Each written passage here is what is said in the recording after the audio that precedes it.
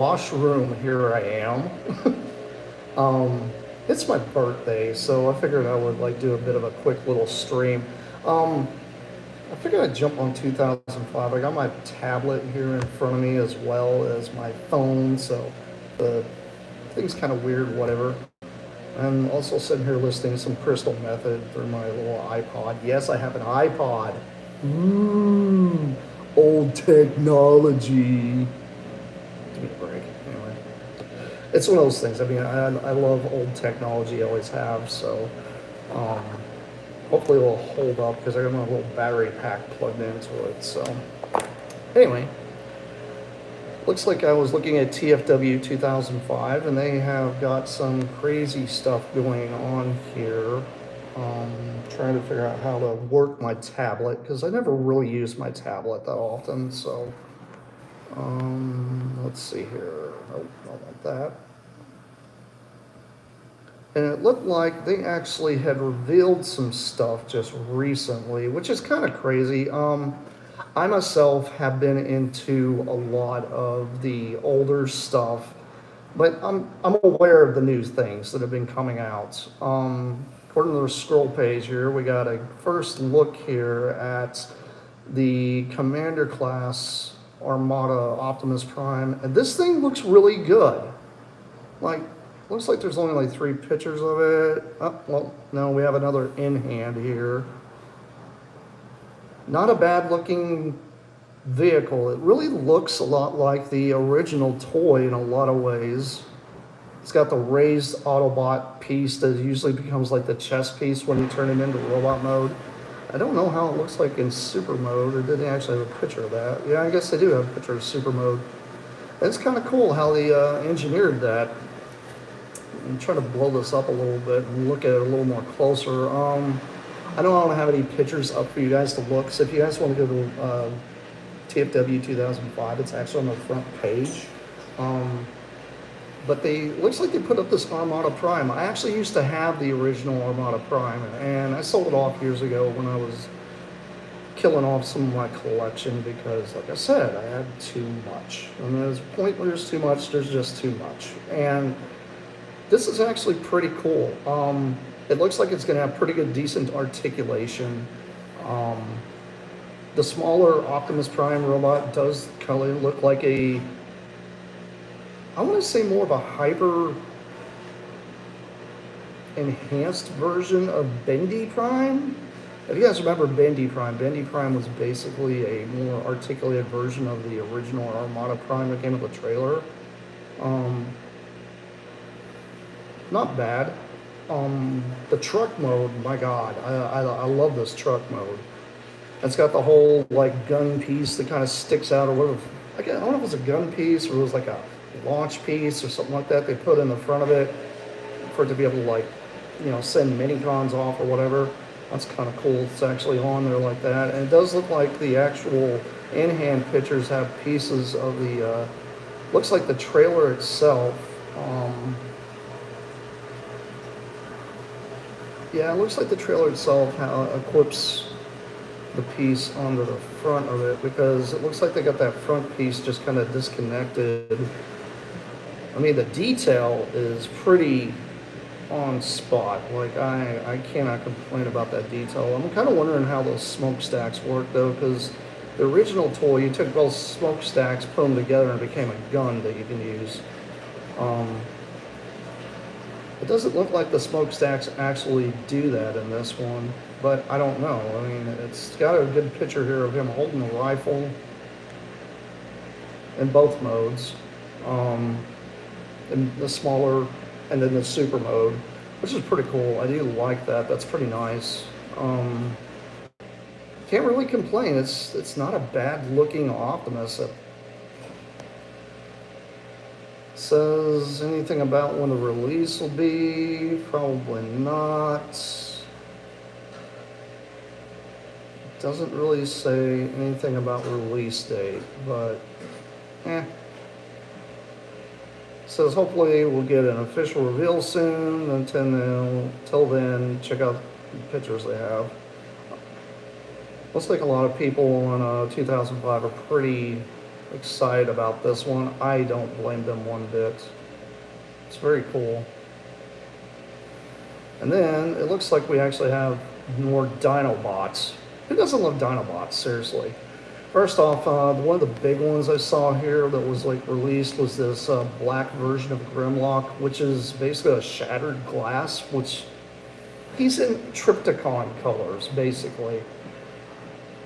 Not bad. It's basically that leader class Grimlock we've got in the past.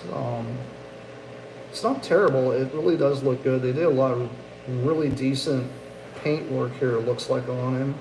And being in a darker color, being shattered glass with the, you know, the purple Autobot emblems, it's pretty nice. And it looks like the robot mode's got this big, looks like a transparent piece on his chest. That's an orange. Looks really cool. I do like the metallic purple they're using for the chest piece. That looks neat. Not terrible. And then we actually got pictures of Volcanicus, like the miniature Volcanicus.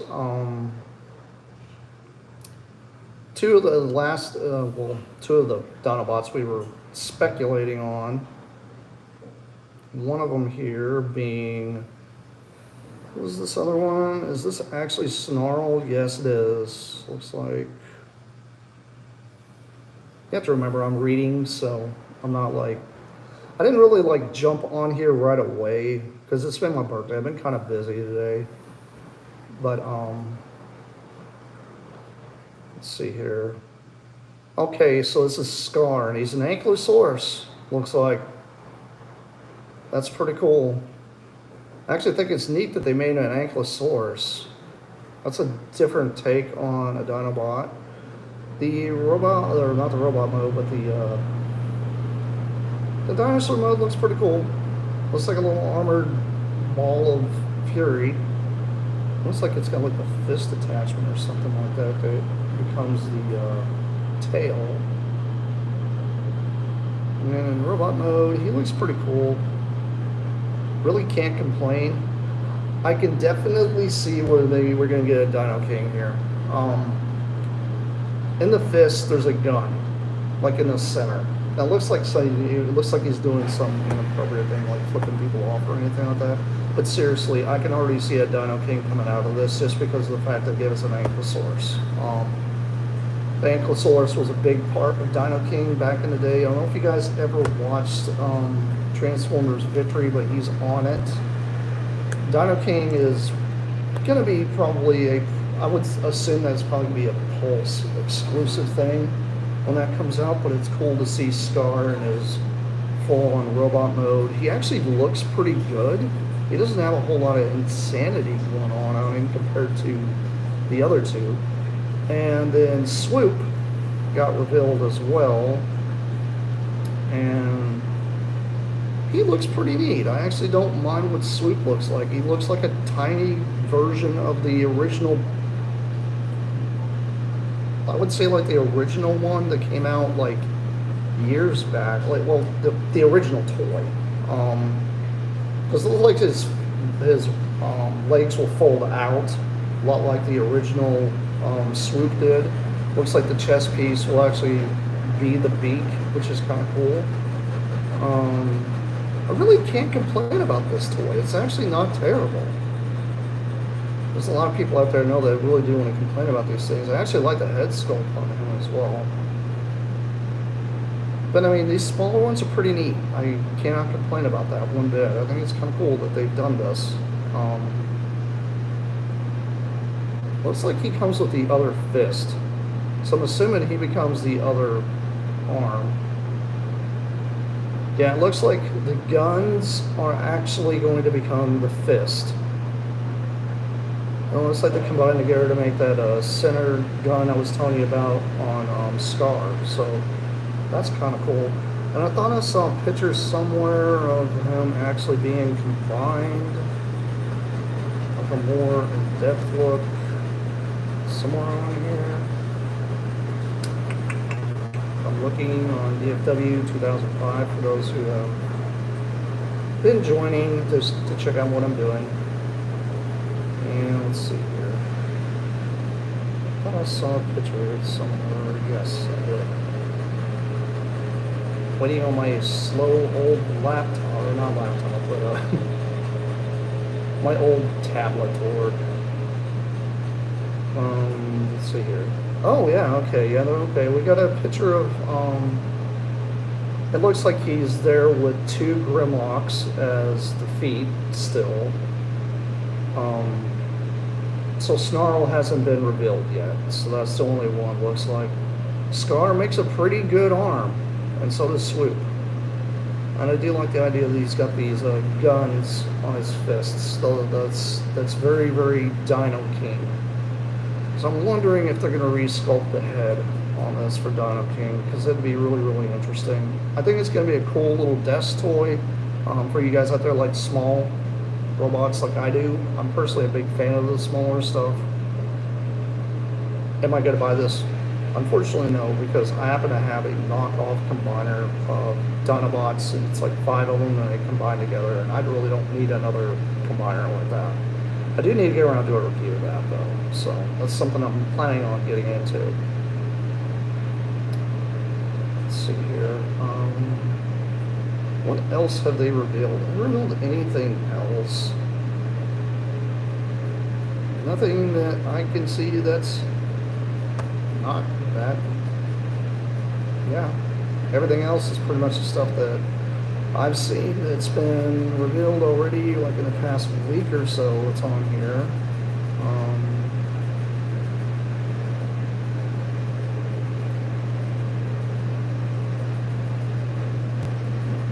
Might actually have a different version. This is Micromaster Scale G1 Optimus Prime. Reissue with Axe and Roar. So there's a small, tiny version of Optimus Prime that they're going to release, it looks like. This looks like a totally different version than the core class that we've been seeing. This is almost world's smallest, except for a little larger, I think. This almost fits into, well, they said Micromaster size, so it's probably a little smaller than maybe Hot Wheels, I would assume. I don't know, though. So I wonder if this may only be a Japanese exclusive, though. Oh, okay, this is Dr. Wu. No wonder why. Throwing me off for a freaking loop. I just noticed it says Dr. Wu. Okay, so this is a third-party thing. I thought this was an official. Now my hopes are gone. Because I was hoping to see this, and then like, okay, perfect G2 Prime to fit into my Hot Wheel collection, and no, it's not. I'm not going to dog on it. I mean, I'm not a big fan of third-party stuff myself. Not that I'm a purist, okay? I happen to love knockoffs. Some third-party stuff is cool, but for the price they want for some of this stuff, it's a little insane if you think about it. Let's see. Let's see what else we got. I think that was pretty much it for like the major reveal stuff that I've seen. At least on TFW 2005, there it is. Another third party. Is this another third party Predicate by CT Chow Thunder King? Yeah. Third party stuff, I'm talking. Like, okay, let me get into this real quick. There's a reason I don't get into third party, because I'm one of these kind of guys that I'm like, okay, give it like 25, 30 years into the future from now, right? Who's going to remember CT Chio Thunder King unless, you know, this was all you collected was third party stuff and your grandkids knew about it because you collected third party Transformers. But the masses really don't know a lot of this. And I honestly think a lot of the third-party stuff that they keep coming out with, it's cool. Don't get me wrong, but it's one of those things I really don't think it's going to hold its value in a few years. Like, you gotta think, anytime you attach Hasbro, you attach Takara, you attach Mattel, even the name Kenner, as old as it is, same thing with Galoob, Nerf, like any of these like major names, like major name brand toys, those are the ones that actually are going to hold their value, because most people are able to just type it into a Google search and bam, there they go, they'll find it. When it comes to like these third-party things, knockoff things, stuff like that, it's kind of hard to get into sometimes, because it's just one of those things I personally think, you know, isn't going to hold. Hey, how's it going? It isn't really going to hold its value, I think, over time. Because, I mean, I know a lot of people out there that collect third-party toys, and I have a good friend of mine who's getting into Masterpiece, right? Bought almost like everything that was Masterpiece. You like it? Anyway, I personally got into like, I watched like, you know, a lot of these reviews and stuff like that on Masterpiece toys. A lot of them are really highly complex, lose a lot of parts and stuff like that over time. I've seen so many like on eBay several years later, parts gone, right? I have a good friend of mine that collects Masterpiece. And he still, like, he's got all these third-party ones. He just unloads them. He gets rid of them. The second Hasbro comes out with like the official, he immediately gets rid of the third party, because he knows what's going to hold its value in years. In several years, you're going to have a lot of these toys that are going to, like, I don't know, they're just not going to hold the value that they used to. Like, think about this. Take Hot Wheels, for instance, guys. Hot Wheels had redliners. The redline Hot Wheels were from like the 60s and 70s, the ones that all the really, really high-end collectors collect, right? And then Mattel released like a new version. The new versions are in different card backs. They're completely different. They're made to be different because they don't want someone to get fooled by a reissue, you know? And when it comes to third-party stuff, I think that can cause a mixing pot, because how often do we have these certain toys that come out that look like the original toy, but it's not? Like the box art, like it says Transmutate, or it says something, it almost says Takara on it, or almost Tony on it, or something. And I think in the future, for like a lot of collectors out there, this is going to be very misleading, I think, to a lot of people out there at this, you know, in this day and age, because you've got a lot of kids out there that don't know what authentic stuff is and what non-authentic is. And think about this. Guys like myself that are getting up there in the years, say we pass away, kids end up with these toys.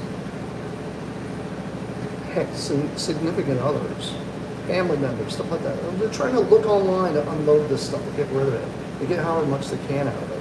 And like I said, 25, 35 years in the future, it's going to be a mixed bag. It's going to be a crapshoot for anybody really that's going to be after TFC toys, fans project, you know, Perfect Effect. You know, a lot of these toy manufacturers out there that I have personally followed for many, many, many years have kind of just gone to the wayside, because their toys are cool, but I personally think third party had it when they were making add-on kits, not full on, like, not just full on like figures. Full on figures to me are cool, but sometimes I don't think they're the greatest. And my wash just got done stopping, so you'll have to give me at least probably about 5 minutes or so I can throw my laundry in the dryer. Because yeah, I'm streaming from the laundromat again, so you know. it's easier for me to do sometimes here, especially when I don't really have a lot of time. So I will be right back. Just hang out, and it shouldn't take me too long.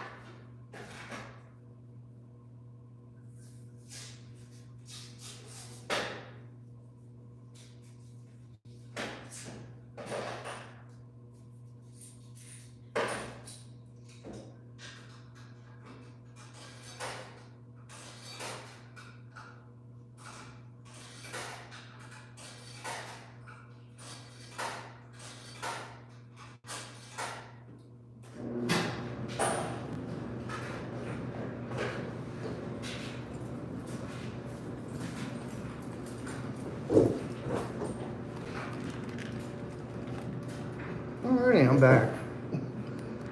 I love when I put in like coins in the machines and just goes cha-chunk, cha-chunk, and then all of a sudden the thing is, I really wish there was an arcade around. I really miss arcades.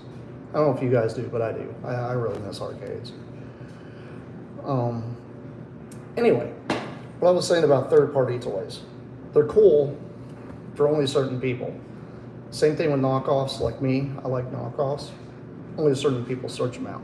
So it's one of those things, like if you're planning on turning your collection to make money one day, like say it's an investment. Oh, I've got a whole room full of toys.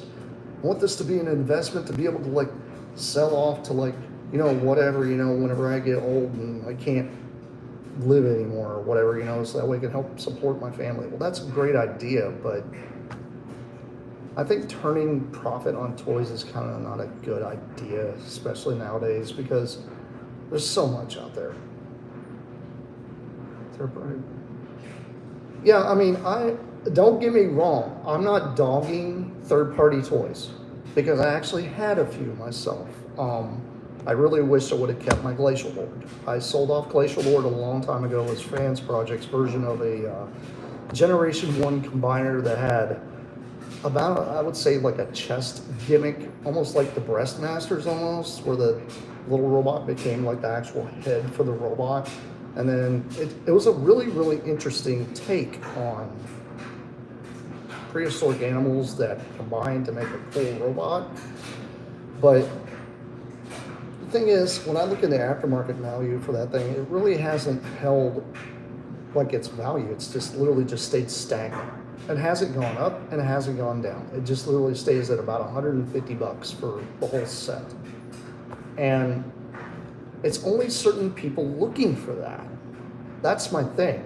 Now, if you go and you type in like Generation 1 Soundwave, you're gonna find like a billion of them selling for anywhere between $35 probably to like $200, depending on the condition, you know? And that's my argument when it comes to this kind of thing. Like, who remembers, you know, I mean, as much as I loved Mastermind's creations of like all the stuff they did for, I'm trying to remember what it was, the Hearts of Steel series stuff. The only people who really have nostalgia for that are ones that actually read the comic books and got into that design, and that's it. Like, that's the only reason why that actually holds its value even in the aftermarket. That's why I don't think Hasbro or Takara even wanted to tackle it, because they're like, it's a comic book iteration of something that may be iconic to somebody and may not be. Like, I personally really wish they would have done something with it. But then you got stuff like, okay, Hasbro goes out and creates all the Fall Cybertron toys and War for Cybertron toys based on the video game that came out. Those are going to hold value because there's actual media behind it that was bigger than just a comic book. Now, when I was a kid, comic books, you could get those at gas stations and sometimes at supermarkets. We didn't really, when I was growing up, I didn't really have like a dedicated comic shop to go to. So that's really how I found out about like comic book iterations of a lot of like characters and such, whether it's Superman, He-Man, you know, any of that stuff. I even had a ton of like Star Wars comics too when I was a kid. But the thing is most of my nostalgia for a lot of that stuff came from movies, it came from music, it came from video games, TV shows. Those are the things that really like just zone that stuff in. But when it comes to like the comic iterations, like I know everybody's like hyped out about Tarn. Tarn is a great toy. He's very cool looking. I personally don't own him, but from all the reviews and everything I've seen, I actually haven't seen one in hand yet. Solid toy. Great toy. Looks like the comic book. But most people are going to be buying it as basically basing it off the comic book. Okay, I'm just trying to read what you guys are writing, so you have to give me a minute.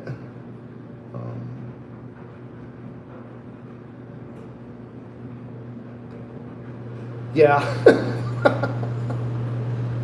Crusty, yeah, just nasty stuff that people do, and like, yeah, that's kind of crazy.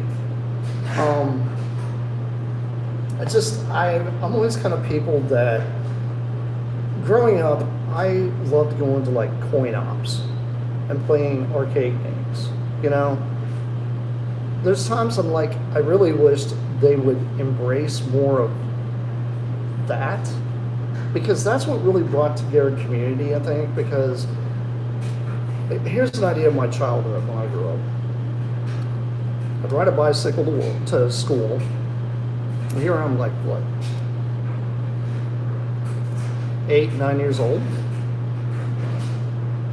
Yeah, it is a crazy world.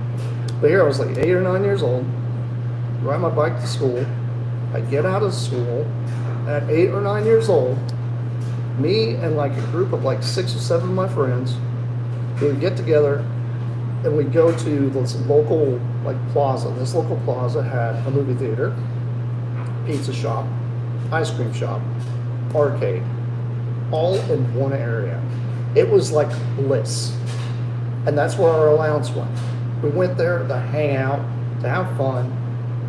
And some of my friends, they bring like that iconic thing you see where people, you know, pedaling down the road and they had the freaking like boom box like strapped on their back or like attached to a bicycle or something. Yeah, that was us.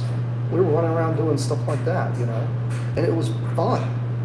And yeah, we used to put the I used to take like playing cards and put them in between my spokes. That way, they made that ticking sound as you're going down. Like I don't know. It's just something about my nostalgia. My nostalgia is like really crazy because it's like all over the place. But growing up, like toy wise, I had a few Transformers.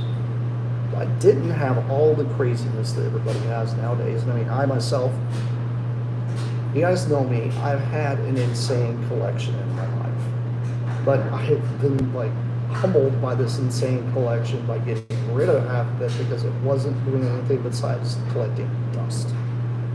It's hard to play with over 2,000 robots at once. You just can't do it. And that's why I zoned my collection down like I did. But like I said, my nostalgia is like, going out and doing something.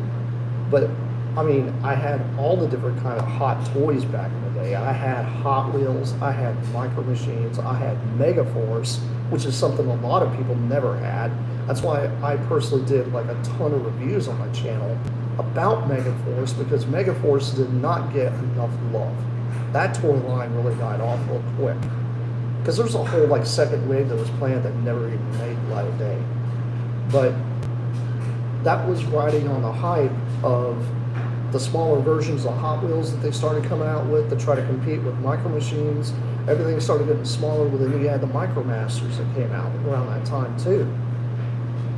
That was the Transformers version. I had a few of those as well, but I didn't have the insane amount that most people have now. Like, I think it's cool when they do like iterations and throwbacks and stuff like they have been lately. I hope they continue to do this because I would love to see more throwback stuff like they are doing. But I also think we're in that really, really, really weird phase that I think where G1 is eventually going to lose its momentum because Beast Wars is what a lot of people remember that are starting to throw the money because they're the ones with the disposable income now. And a lot of them are the ones that are going to be like, oh, well, I remember G2 this, G2 that. That's why I've always been more of a fan of Generation 2. I know that's blasphemy in a lot of people's eyes, but I'm a huge G2 fan. I love it just because of what it brought to the table. It brought, like, if you look at, like, the first line of toys that came out in Generation 2, yeah, there was, like, maybe, total 10, maybe 12 figures that were original ones from back then. Legacy Animated, Prowl, to G2 Hot Rod. Yeah, I could see that. That I could see.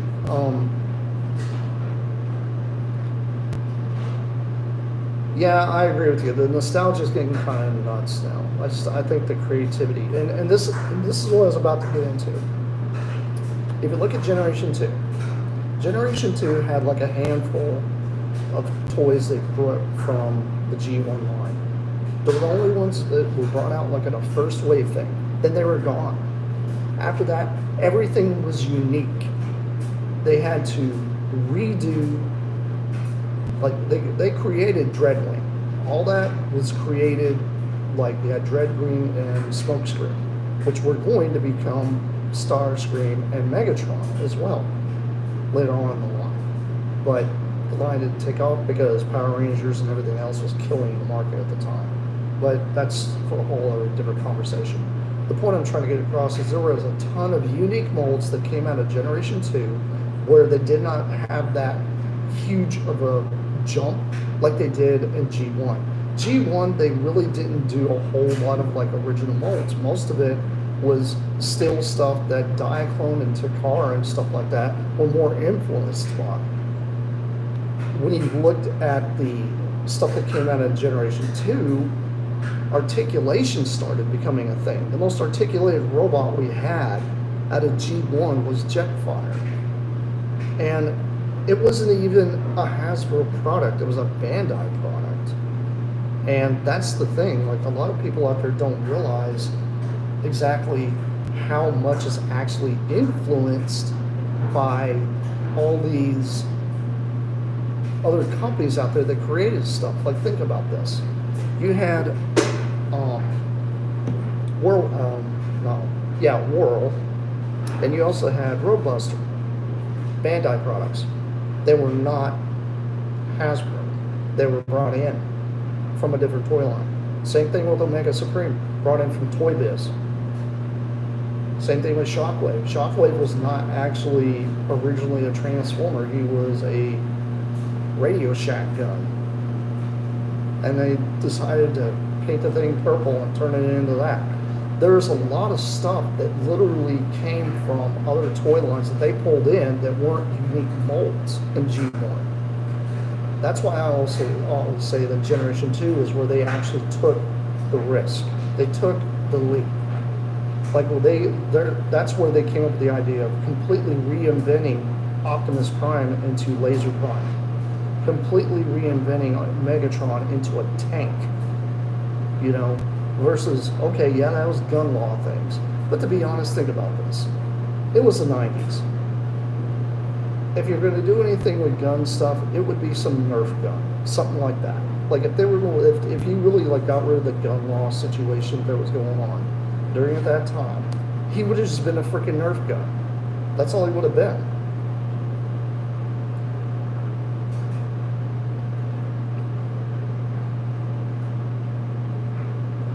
Let's see here. You said yes. Legacy Jaxus, awesome toy. Awesome toy. He is spot on from the comic book. That's exactly what I would ever. It's all anybody I think ever wanted in a Jaxus. I don't see them ever touching that character in that direction ever again. I don't see that happening.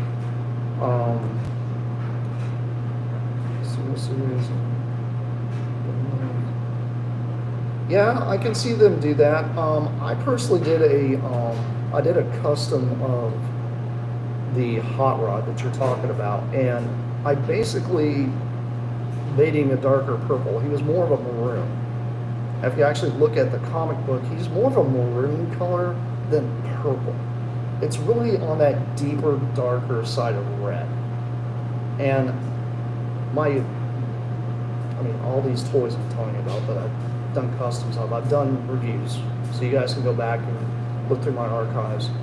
And to me, like I said, Generation 2 set the bar. Yeah, okay, they brought in lights and sound. Some of their stuff from G1 had that. Great. Firing missiles, well, they had firing missiles almost on every toy. G1 gutted most of that stuff. So they kind of walked away from firing missiles. Where they brought back firing missiles, they brought back ladder guns, where you shoot rockets off, and water guns with a transformer. Like, this was like leaps and bounds compared to what other toy lines really were doing, because they even did color changing gimmicks on unique molds, not just any mold.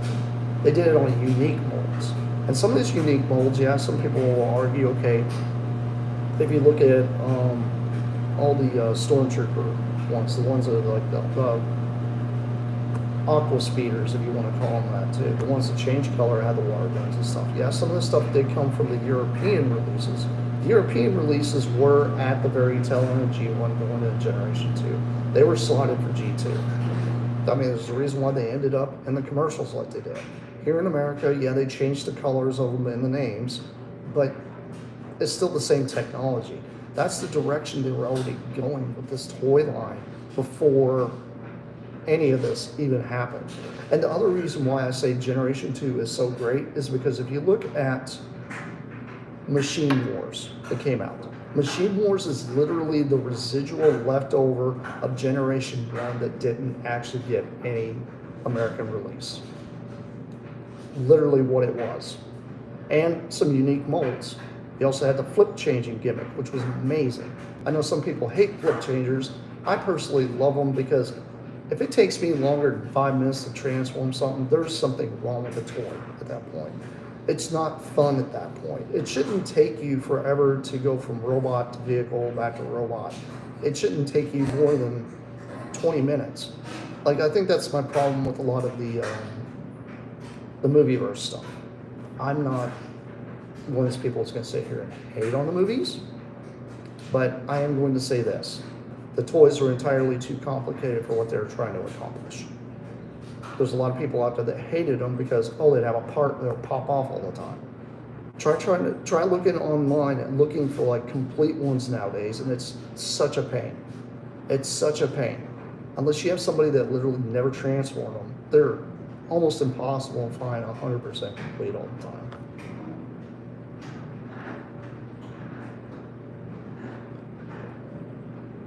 Well, that's interesting. I didn't know they were going to be doing that. So they're going to be changing Scrap Heap into a Machine Wars retool? I hope so. Okay, Earth Spark. Okay, well, let me say this. You have your kids line nowadays. I call it a kids line now. It's I hate to say it, but it is a kids line. It's not geared toward the adult market. It's just not. It's for kids that are 3-4 years old that want a transformer that they can play with that isn't going to hurt anybody. And honestly, I think Rescue Bots is where that was at. I think they should have stuck with that aesthetic and then just left it at that aesthetic and then moved on to getting kids more into the more articulated stuff. Now, I know this is supposed to be more of an in-between thing. I'd say between ages 5 to 7. But I don't know about you guys, but most of us that were around my age, born in the 70s, one of the first Transformers was Generation 1 Bumblebee. How complicated was that toy? It wasn't. And I don't understand why they can't simplify, go that direction. You don't have to have the die cast. You don't have to have rubber tires. You can literally reproduce that same toy nowadays, probably for less money than what they're spending on these ones that have a silly battle armor gimmick that goes over his chest or whatever. You know, to me, I think that kind of takes away from the fun of a toy, because whenever the toy doesn't really have much articulation, like it can't really move its arms or its legs because you have this big thing that's hampering it, kids are more prone to break it because of that. Let's see here. What are you saying? Yeah, like when it comes to the TV show, I personally haven't really watched the Cyberverse TV show. I know a lot of people do.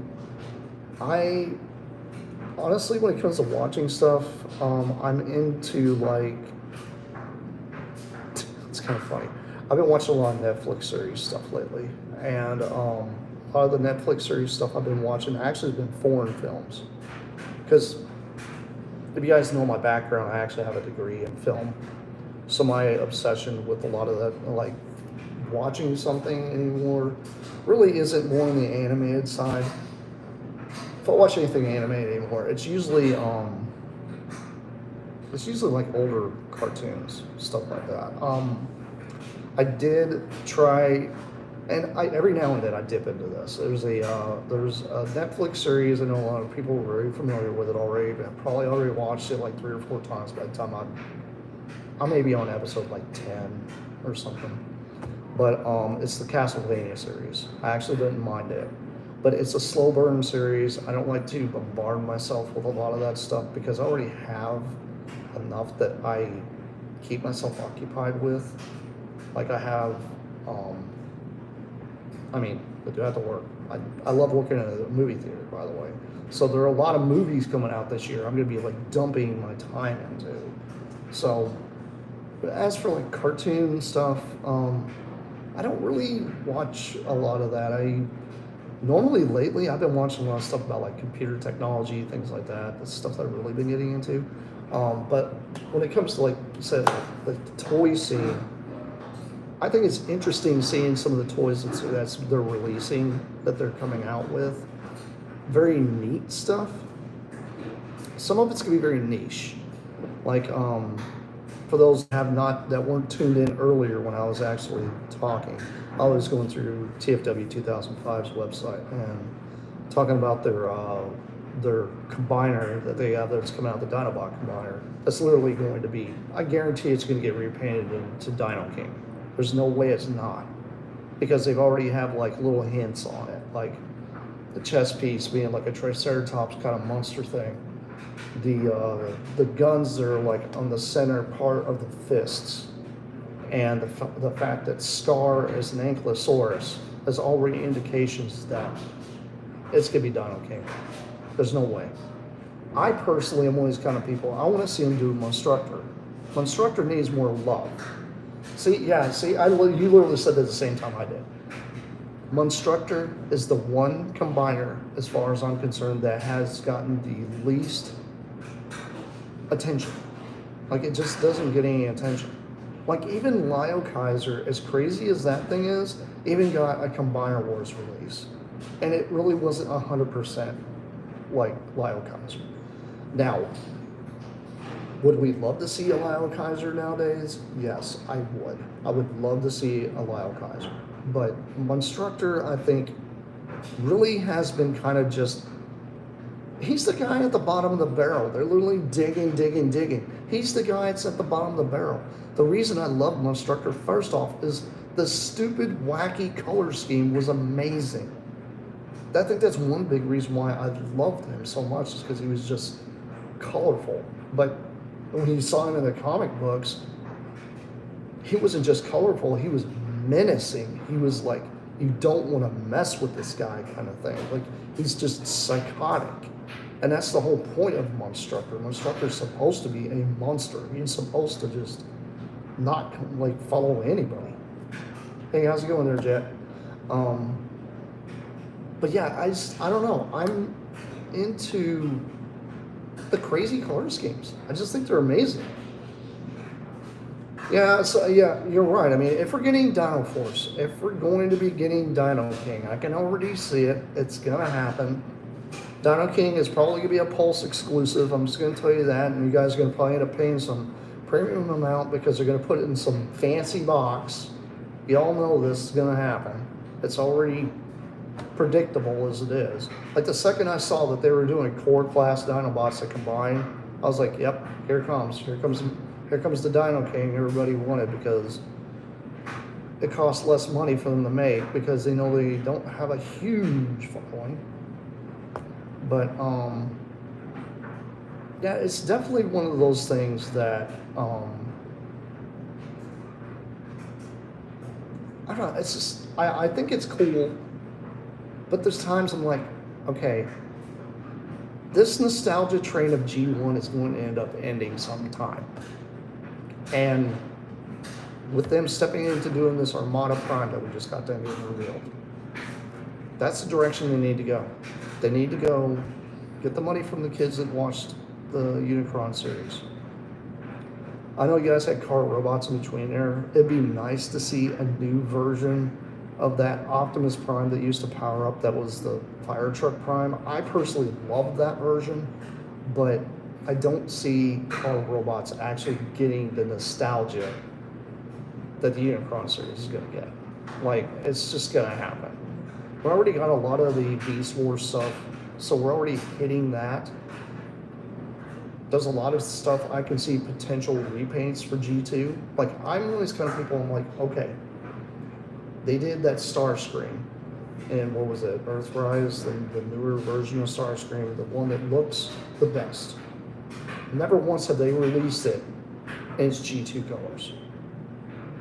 That's the dumbest mistake I think they've made, because there's no reason they couldn't release that in Generation 2 colors.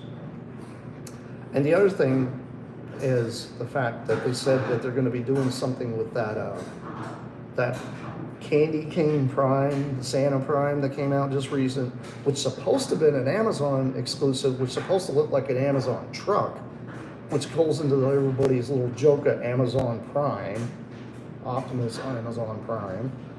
But I'm like, okay, that didn't happen. Great. So what do you do with the mold? I personally think this is what they should do.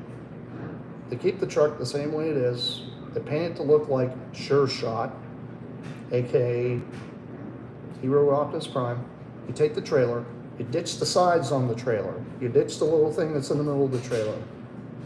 You build a gun that sits on the back that's got a missile on it, and that's all you need to do. Literally, they can probably scrap half that mold, and all that plastic that they used for that half that mold, they can use into building like a rocket launcher thing. It doesn't even have to launch. Just make it look like it, and that's all they'll have to do. And then it somehow attaches to his arm in robot mode. That's what they should do with that toy. That's as far as I'm concerned. Yeah, that's well, being retooled in the Thunder Clash. Honestly, I think the best one that would have made Thunder Clash, because I did a custom of it, was that Ultra Magnus that came out a few years back, the one that looked like the one from Car Robots. That would have been a perfect Thunder Clash, because I actually did a custom repaint of it into Thunder Clash. It looked legit. When you put all the powered up armor on it, it looked like Thunder Clash. And I did it for a friend of mine. That's why I don't have any photos of it, because it's for his private collection. I don't like to advertise everything that I do. But the thing is, when it comes to toys like that, I really think, yeah, Thunder Clash would be awesome. But if they do Thunder Clash, then they need to turn right back around and repaint that thing into the Optimus Prime from Machine Wars. And then if you really want to do a deep cut, turn it into Motor Master. Because I don't know if you guys know about the Motor Master. Yeah. Legacy Motor Master, yeah, I can see that maybe being a Thunder Clash kind of thing, because the trailer turns into almost like a battle post kind of thing. So that to me would make better sense, making that Thunder Clash. You're gonna have to change the semi truck a little bit though. You're gonna have to like ditch the window part on the top and make that more of a wind vane. And the front of it's gonna have to be like more sleek, have that kind of like that, I don't know, like snow plowish like bumper on the front. But I mean, they can easily remold stuff. They've been doing a lot of remolds and things lately, so I can see that. It's a possibility. It's just, there's just little things like that. Like, one of the things I really think needs some love is the flip changers from Machine Wars, all the jets. And the same thing with like the Cyber Jets and the Sky Scorchers from Generation 2. None of those have ever gotten any type of like, here it is. Except for the Machine Wars ones did, but I'm talking about the Cyber Jets and the Sky Scorchers. Those never got any kind of like updated figure at all. And personally, I think they're pretty much perfect the way they are. I would like to see probably more articulation in the Sky Scorchers, considering they're very unique jets they actually chose for those. But, I mean, I guess your mileage vary on that. I mean, I personally think a lot of the Sky Scorchers and Cyber Jets just, they need more love.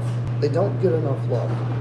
Considering those were the cheap ones that your parents could buy you back in the 90s. Those were not the more expensive ones.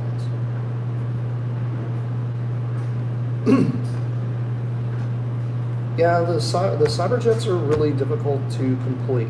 Like, especially when it comes to trying to find the missiles for the originals.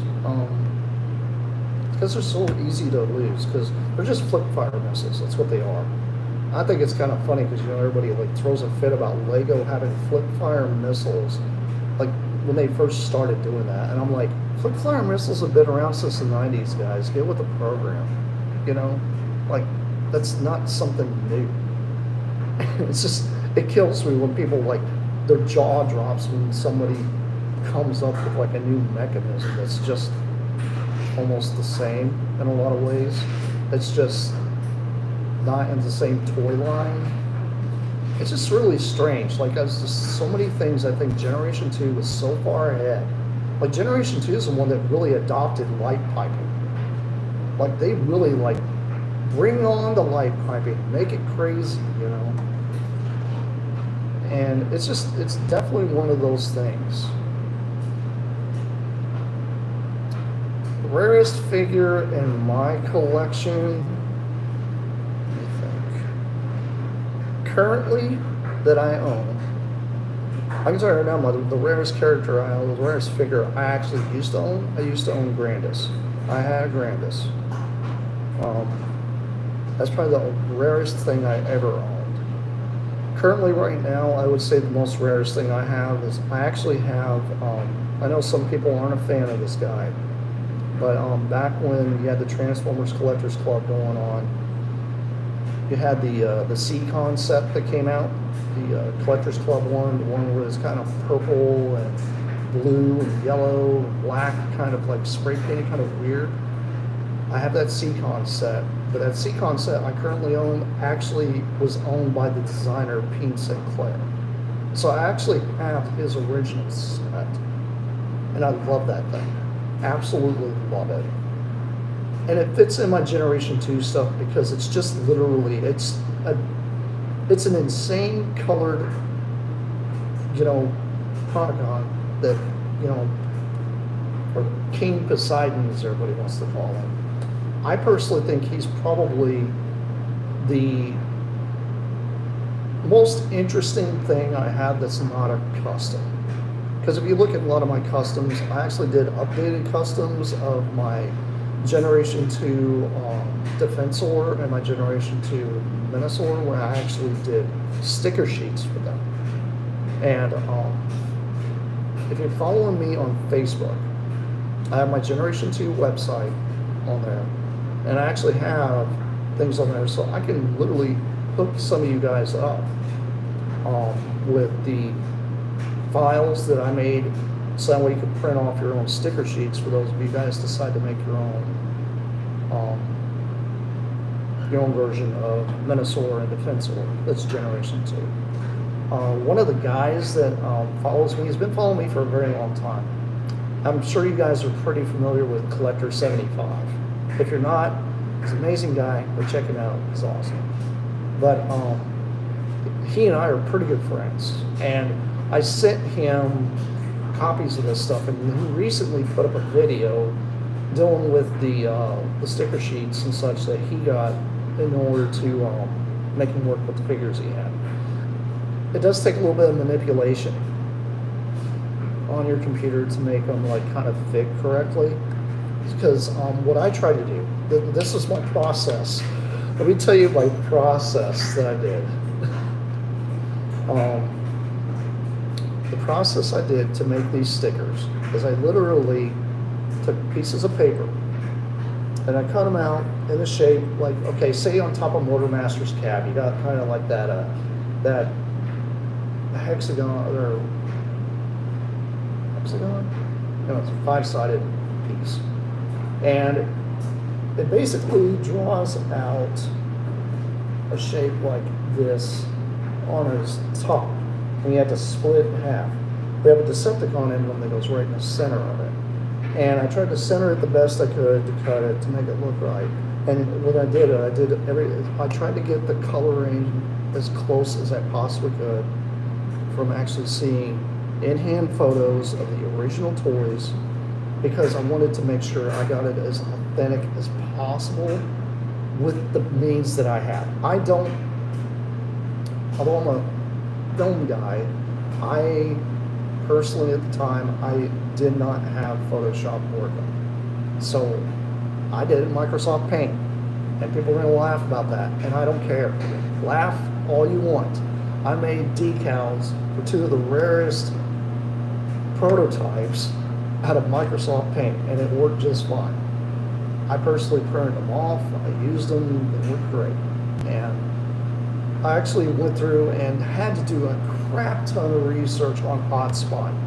Hotspot is the hardest one to try to figure out the decals on, because on his doors, it literally, you can't really read what it says, but I guarantee it said Hotspot, because everybody had their name somehow stamped or something on either a decal or literally tampoed onto the toy itself back then.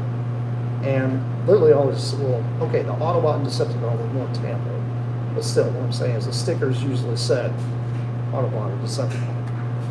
And I thought it was interesting that making those decals was a challenge. It was a big challenge, because I had to literally cut these pieces of paper out, set them on the actual toys I have in front of me, make sure they fit, and then I scanned these pieces of paper into my computer, and then brought them in the paint, outlined it, and then like, okay, this is what this is supposed to look like. So I went through and I kind of had to freehand some of the stuff. Some of the stuff I brought in other elements. I brought in like pictures of like, you know, Decepticon emblems, to put them in there to like crisp them up and make them the best I possibly could. Same thing with the Autobot emblems, because I wanted to make sure they looked as authentic as I could. And I did the same thing with Slingshot. Um, Slingshot, everybody knows, is prone to gold plastic syndrome. He's literally made of gold plastic. The only thing that's not gold on him is his chest. And his chest is this die-cast piece of it. It's a painted blue die-cast piece. And that's it. Literally, he'll crumble if you do this to him. He would just shatter. So my thing is I got hold of an old G1, repainted gold, created my own sticker sheet, and I threw it on there as well. So I tried to resize it as well. So just a few things I have worked on in the past that I've put together for people, because I want to try and make it this stuff. And the thing is, I'm not charging anything for this. It's free. Use it or not. Because I don't want people to have to pay a ton of money for some of this stuff, because I don't know about you guys, but who's got $35,000 sitting in their bank that they can just go dump on a prototype toy that they're going to maybe transform once, they're going to put it in a glass case and never touch it again? Because it's that rare of an item? I don't know about you, but I would rather that go into a high-end collector that literally has almost a museum. Because that's stuff that needs to like last for like ages, especially since First Aid out of Defensor literally suffers from gold plastic syndrome. His the inner parts on him are gold, and even the head part. So you technically can't even combine him without him shattering. Like if you had the original toy, you wouldn't even want to touch it, because you'd be like, this thing is going to blow up in my hand even if I sneeze. So it's one of those things to me. I personally think, you know, it's one of those things that needs to be preserved. I'm big on preservation when it comes to certain things in the world. I think certain things should last and be put in museums for reasons for, you know, future generations to see and know that that actually existed, versus somebody telling you a story that it existed, or getting on Wikipedia and finding some BS because somebody manipulated it and did this, that, and the other and lied about everything done with it.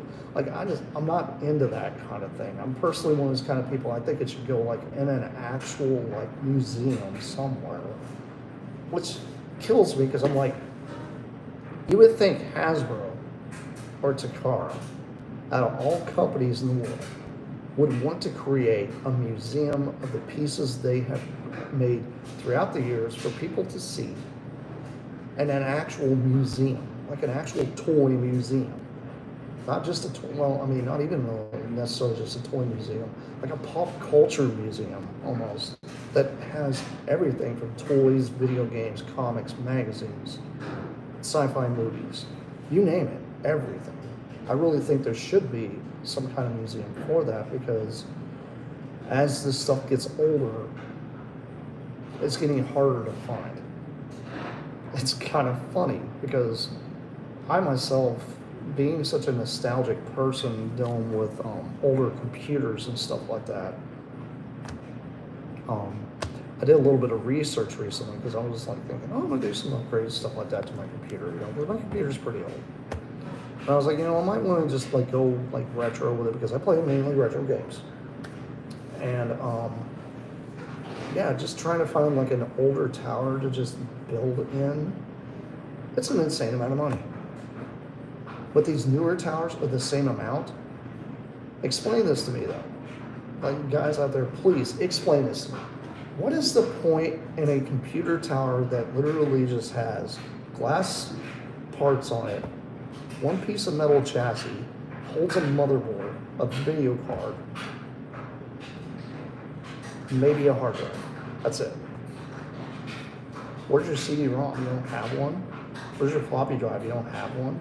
There's no way of putting it in these modern computers. I understand that technology is outdated. I get that. Being a lot of people like my age, and even there's kids out there like the guy that not kids, but I should say more adults that are into this stuff, like Lazy Game Reviews. Have you guys ever watched him? The guy is into this old retro stuff too. This retro tech isn't going to go away. Most people are trying to reverse engineer some of this stuff because they don't want to see it go away, because some of this stuff is not easily attainable. There's people out there literally are creating 3D printed pieces in order to like complete computer cases. That's just nuts nowadays. I'm just like, you talk about the people like making like recreated parts for like say G1 Optimus Prime and parts for like a Starscream. I saw a guy who's literally printing wings for his Starscream because you can't find wings.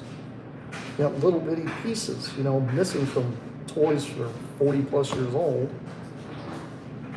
And we got computer systems that are not even 30 years old that they're 3D printing parts for.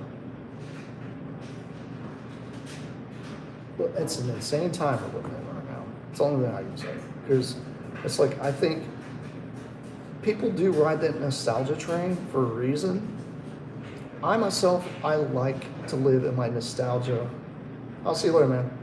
I like to live in my little nostalgic like world. But I also like to enjoy the new stuff, because the new stuff is good for you. It's healthy for you. Because if you just stay looking at the same thing consistently, eventually it just gets wearing on you, gets tired. But if you see that new thing that comes out, maybe embrace it a little bit. You don't have to love it, believe me, because I'm not a huge fan of the new Star Wars stuff at all. Not. But when it comes to like newer video games, I'm kind of impressed with some of this stuff. Newer toys, yes. A lot of the newer stuff they've been coming out with lately. Never once did I ever think they would be tackling some of the stuff. Like when I saw that G-Axis, blew me away. I was like, why didn't they do this in the 90s? Why was that not made in the 90s? Like a version of it, not that articulated, obviously. Yeah, Action Master Trax is pretty rare. He's a very, very rare one. There's a lot of the Euro ones that are extremely hard to get when it comes to Action Masters. I would like to see what Hasbro would do with Action Masters in this day and age. A toy line that didn't really catch on that well. If they're going to do Pretenders, like they've been doing, why not try Action Masters? They have the rights.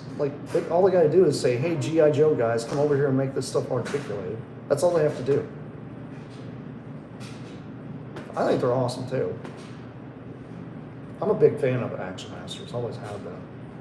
I just think they're one of those toys that really, really didn't get the love that it deserved. Because there was so many things they could do with them. And what's funny, this is what cracks me up about this. If you look at Countdown, the Micromaster City Countdown, the toy, and then if you look at the Action Master Optimus Prime truck, those were used in Microman. Those were actual Microman toys. Those actually weren't like original molds for just Transformers. They're actually for Action Masters. It's the same thing with like Road Pig and Road Rocket. Both of those, out of Generation 2, were actually made for Microman. I think it's freaking crazy that people don't, all these toys link together somehow. They weren't just made individually just for one toy line. And I think it's crazy how they were able to just do that. Because if you actually go back and look at one of my reviews, because I did a custom of an unreleased Generation 2 Soundwave made out of Road Pig. I have an Action Man, or a Microman, a set on it. Perfect scale. 100% perfect.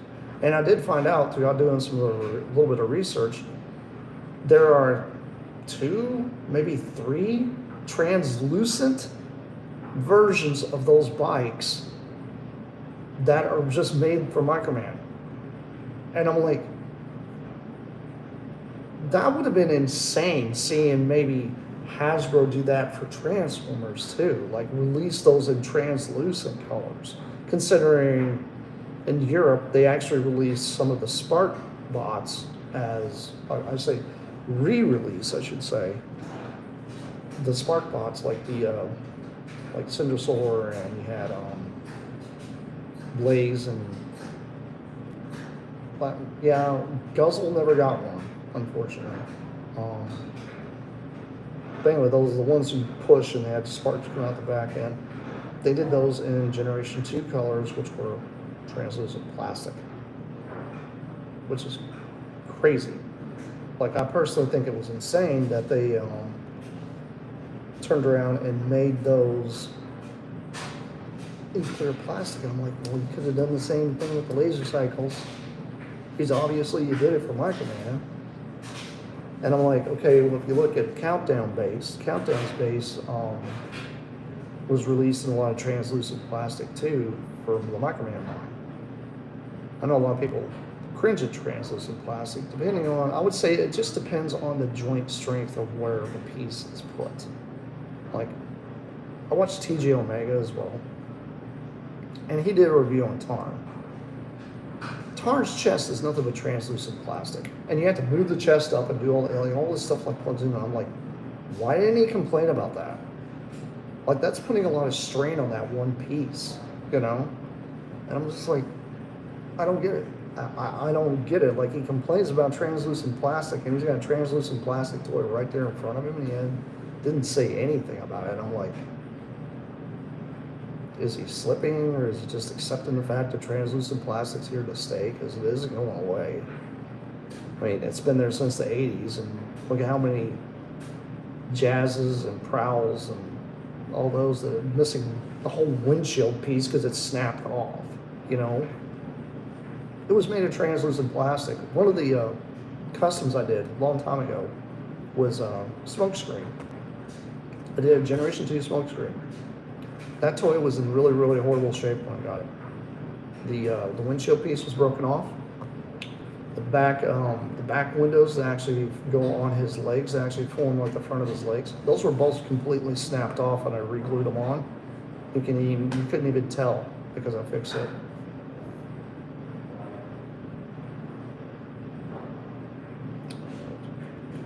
I'm reading what you are writing.